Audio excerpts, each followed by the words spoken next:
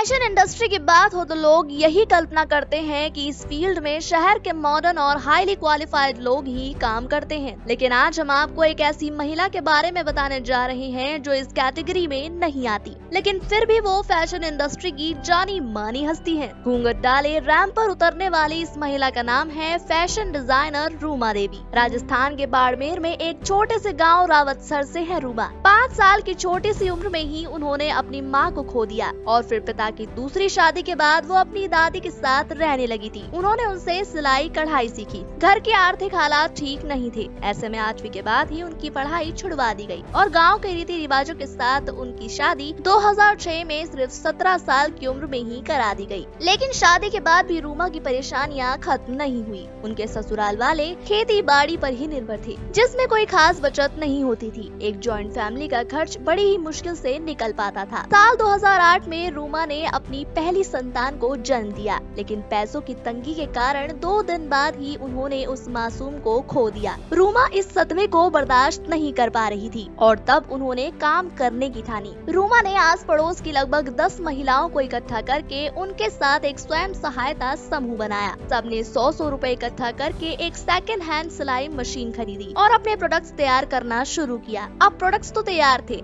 लेकिन बेचे कहाँ? तब रूमा ने दुकानदारों से बात की और उन्हें मनाया कि वे सीधा उनसे ही प्रोडक्ट्स लेकर बेचें। इस तरह धीरे धीरे उन्हें काम मिलने लगा। काम के सिलसिले में ही साल 2009 में रूमा देवी ग्रामीण विकास व चेतना संस्थान पहुंची, जहां उनकी मुलाकात संगठन के सचिव विक्रम सिंह से हुई। इसके बाद रूमा और उनकी साथी महिलाएं इस संगठन का हिस्सा बन गयी। लेकिन गाँव की महिलाओं का काम करना लोगों को रास नहीं आया। ऐसे में रूमा की चुनौती और भी बढ़ गयी। लेकिन जब इस काम से पैसे मिलने लगे तो लोगों को इन पर भरोसा होने लगा। साल 2015 में उन्हें राजस्थान हेरिटेज वीक में जाने का मौका मिला। यहाँ जब उनके बनाए कपड़ों को पहनकर अंतर्राष्ट्रीय fashion designer Abraham and Thakur और भारत के प्रसिद्ध डिजाइनर हेमंत त्रिवेदी के मॉडल्स ने रैंप वॉक किया और उनके साथ खुद रूमा और उनसे जुड़ी महिलाएं रैंप पर उतरी तो लोगों की उन पर नजरें ही टिक गयी। बस इसके बाद तो साल 2016 में हुए फैशन वीक के लिए खुद 5 बड़े डिजाइनर्स ने उनसे कांटेक्ट किया